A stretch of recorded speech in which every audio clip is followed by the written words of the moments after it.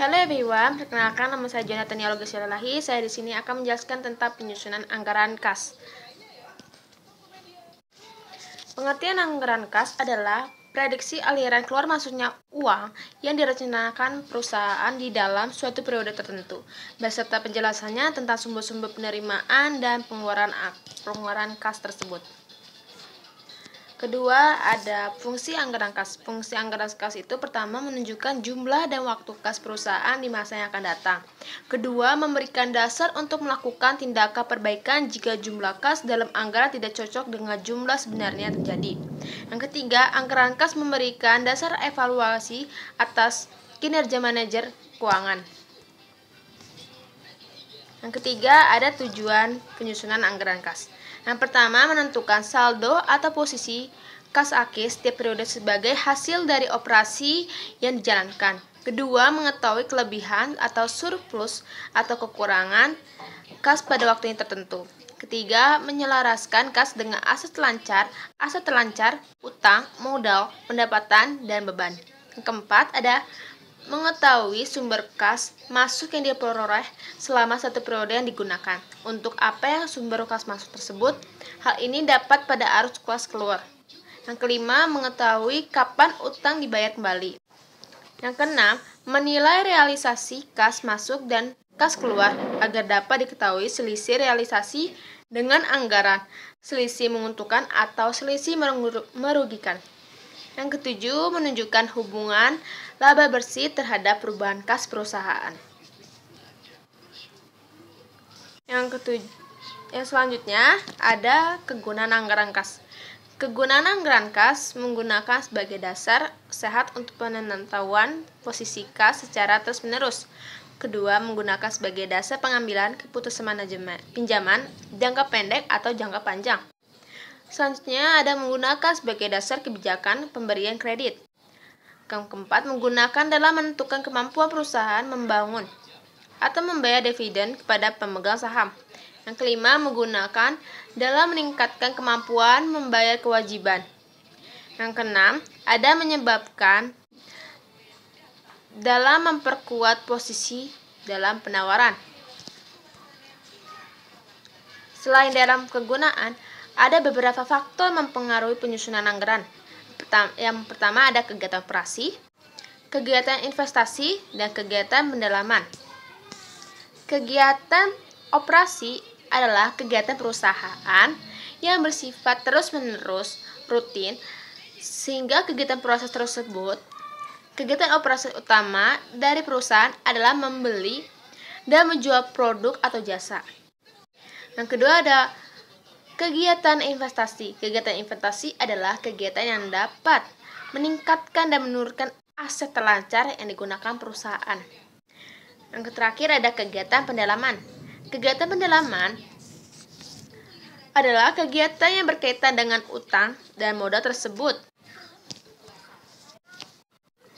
Dalam penyusunan anggaran, selain dalam faktor-faktor penggunaan, pengertiannya, ada beberapa penyusunan anggaran kas. Yang pertama ada bentuk tunggal dan bentuk campuran. Bentuk tunggal disusun dengan cara mengelompokkan satu kelompok kas yang masuk satu kelompok bagi kas yang masuk lainnya. Sedangkan bentuk campuran, kas anggaran bentuk campuran disusun dengan cara tiap kegiatan kas masuk yang dikurangkan dengan kas keluarnya sehingga dapat diketahui kas masuk bersih atau kas keluar dari masing-masing kegiatan perusahaan. Dalam penyusunan kas, beberapa cabang harus kita ketahui. Yang pertama ada pendekatan kas masuk dan keluar. Kedua ada pendekatan akunting keuangan.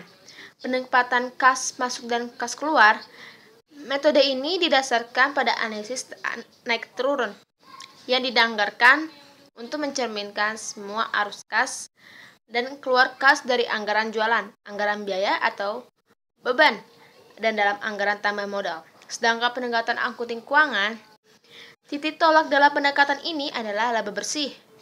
Dari dasar akural menjadi dasar kas, artinya disesuaikan dengan perubahan rekening penundaan rekening bukan kas.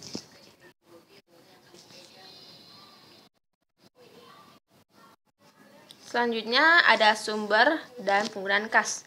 Di dalam sumber kas, di dalamnya ada sesuatu cabang yang harus kita ketahui. Yang pertama ada hasil penjualan produk secara tunai. Kedua, hasil menagih piutang dagang. Ketiga, ada pendapatan lain seperti bunga dari bank, jasa giro, dan dividen. Keempat, adanya pengurangan pada aktivitas tetap, seperti menjual aktivitas yang tidak terpakai. Yang kelima, adanya penerimaan yang bukan penghasilan seperti kredit dari bank, penjualan garansi, dan penerimaan hutang jangka pendek lainnya. Yang terakhir, ada penambahan modal sendiri oleh pemilik. Penggunaan kas. Berbagai pembayaran dan penggunaan kas harus kita ketahui agar kita bisa mengerti dalam suatu perusahaan. Yaitu pertama, berbagai pembayaran untuk melakukan keperluan operasional perusahaan sehari-hari. Kedua, pembayaran pada kreditur. Ketiga, ada pembahaman berbagai aktivitas tetap seperti aktivitas tetap. Selanjutnya ada pembayaran pada pemilik modal. Contohnya seperti dividen atau pengembalian modal. Terakhir ada pembayaran biaya kepada pemerintah seperti pajak, cukai, materai, restitusi, IPEDA, dan lain-lain. Langkah-langkah dalam menyusun anggaran ini harus menyusun dengan penagihan utang, menyusun anggaran penerimaan kas yang biasanya terdiri dari pos penerimaan tunai, penagihan utang, dan penagihan lainnya. Selanjutnya ada menyusun anggaran pengeluaran kas. Penyusunan anggaran kas yang sifatnya sementara, memperkirakan pembayaran bunga, dan menyusun anggaran kas akhir. Kesimpulannya, anggaran kas adalah anggaran yang menunjukkan perubahan kas yang memberikan alasan mengenai perubahan kas.